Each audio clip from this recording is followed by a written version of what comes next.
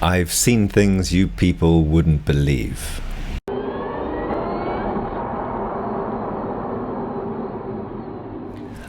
I was absolutely dying to use that line.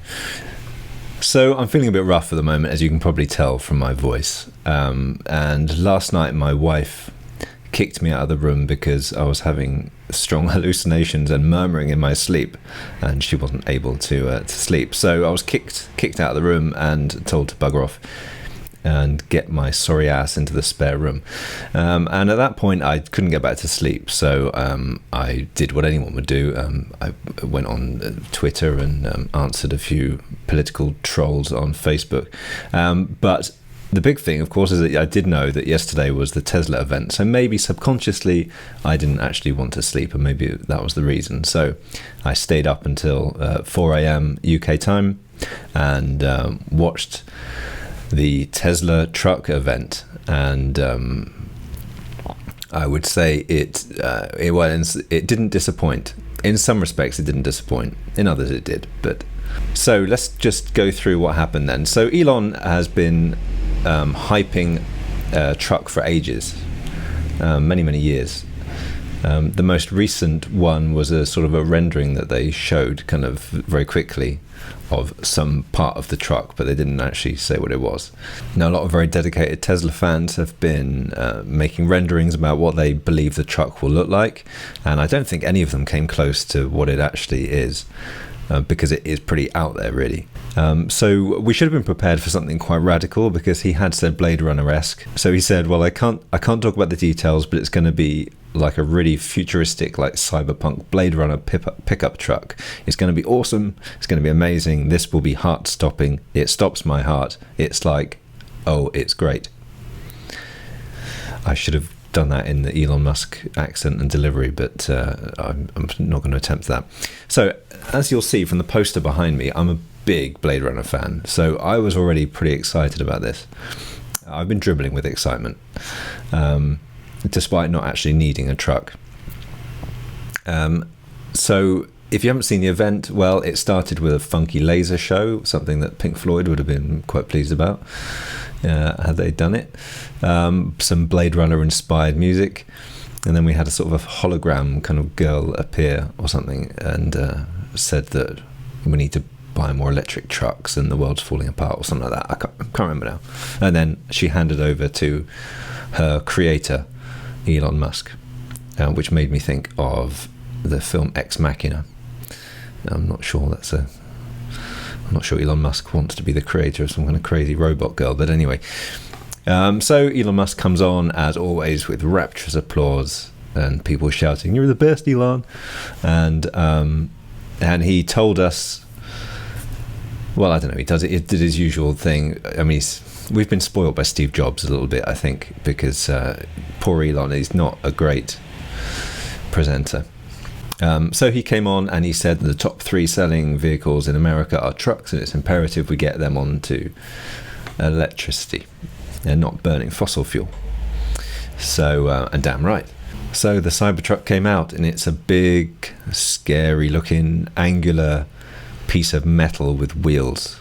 Now, my first reaction was, I don't want to be walking with my daughter anywhere near that bloody thing, even at slow speeds, because it is terrifying. It looks like a pedestrian's worst nightmare.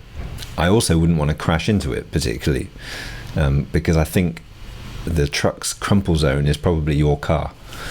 I can just imagine that just steaming through a brick wall or something, and it looks pretty solid and scary.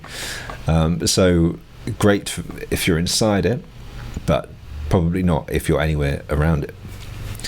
And in fact, Elon Musk had said that it was going to be like a personal armoured transport, and well, it is. But I just can't see how that can pass regulatory approval, unless it was just for military use or something. Seems a bit much for a passenger car, but we'll see.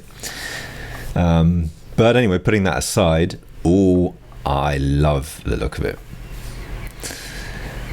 Design's a funny thing. It's divisive. Well, the best designs are divisive. The worst designs are kind of whatever. I just think it looks pretty amazing. But of course, there's going to be loads of, in fact, there are loads of people that hate the look of it. In fact, Nikki from Transport Evolved, she tweeted, "I think I just threw up in my mouth a bit." So clearly it's not winning her over on the looks. But yeah, I love it. I don't think anyone would say meh. I think it's the most love it or hate it piece of design I've seen for a long time. Or apart from maybe the Honda E, but I think this is even more divisive probably than that. The stats and costs are also really impressive. So they're releasing 3 versions of the Cybertruck: single motor rear-wheel drive, dual motor all-wheel drive, and tri-motor all-wheel drive, with the range going all the way up to 500 miles, and which is pretty impressive. But you're not going to be able to get that top spec one until 2023, probably at the earliest. And the price is all extremely good, and apparently that's better value than the equivalent Ford pickups. In his presentation, which was just as bad as all Elon presentations, he got Franz, the designer Franz, to come out and hit it with a sledgehammer, and you could see that did nothing.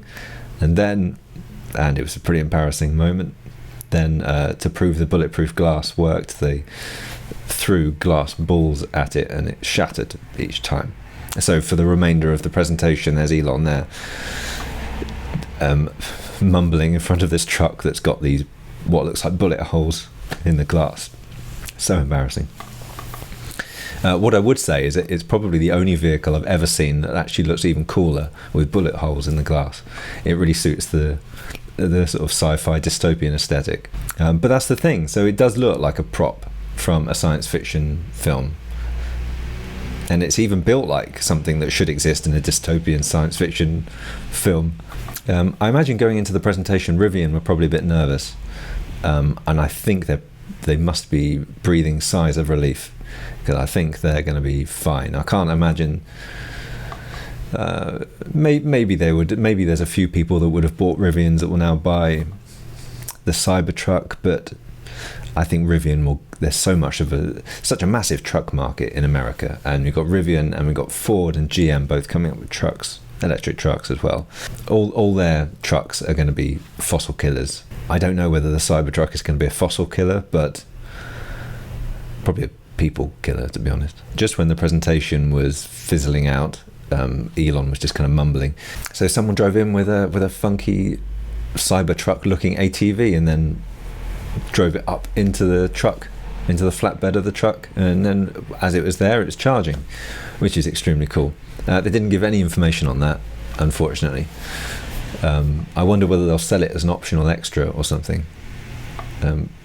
Because if you look at their renderings they've got on their website, you can also see that the Cybertruck is carrying a big kind of funky looking trailer thing as well. So it makes me wonder whether they'll have a whole market of stuff that you can get just for the Cybertruck. So as much as I would love to own something like this, there's absolutely no point. In fact, it would just look ridiculous if I was driving this around the city. And in fact, I think it's probably going to be ridiculous driving around most places. But what this will be perfect for is countries like America, Canada, Australia, Russia, these big open spaces. And I think gun-toting Republicans will lap this up, because it's their very own tank and they're protected from everyone and everything. And I think they'll love it.